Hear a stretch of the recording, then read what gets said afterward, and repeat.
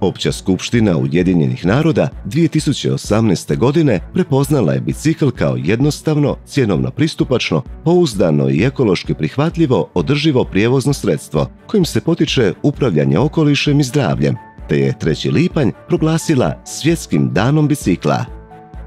No sudjelovanje u prometu biciklom nosi brojne opasnosti. Prema Svjetskoj zdravstvenoj organizaciji, najčešći rizični faktori koji dovode do nesreća biciklista su brzina vozila koja dijele ceste s biciklistima, vožnja u alkoholiziranom stanju, vožnja bez kacige, nedostatak vidljivosti i nekorištenja svjetala za bicikle, vožnja bicikla u suprotnom smjeru od prometa i drugi rizični faktori.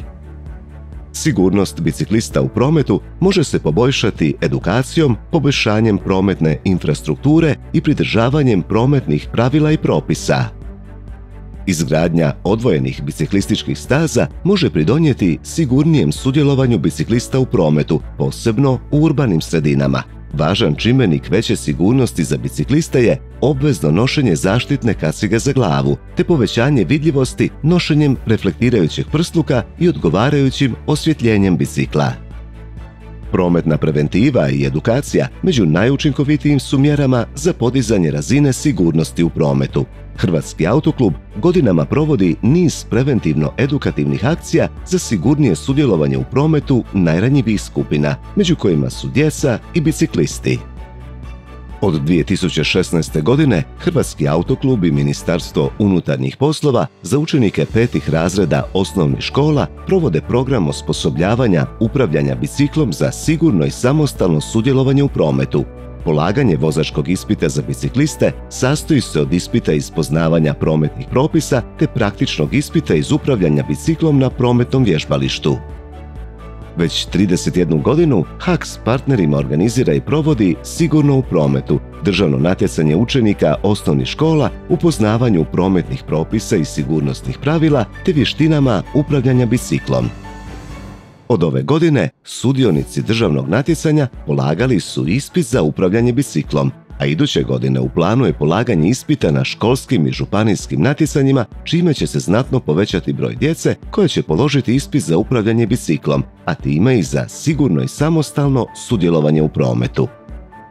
Izgradnja prometnih vježbališta za edukaciju djece biciklista još je jedna važna aktivnost Hrvatskog autokluba, koju provodi s udruženim autoklubovima u cilju poboljšanja razine sigurnosti u cestovnom prometu. Prometno vježbalište je prostor u kojem se u kontroliranim uvjetima obavlja upoznavanje s prometnim znakovima i pravilima te provodi praktična edukacija za upravljanje biciklom i romobilom. Nakon izgrađenog prometnog vježbališta, Autoklub Vinkovci u suradnji s HAK-om proveo je akciju Edukacija vozača na 2 kotača u cilju osposobljavanja djece i mladih za sigurno upravljanje biciklom i e-romobilom.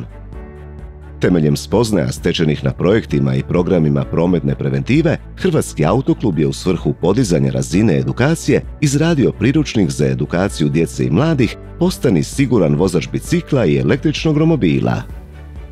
Prometna edukacija i podizanje prometne kulture djece i mladih kratkoročno i dugoročno doprinosi povećanju cestovne sigurnosti.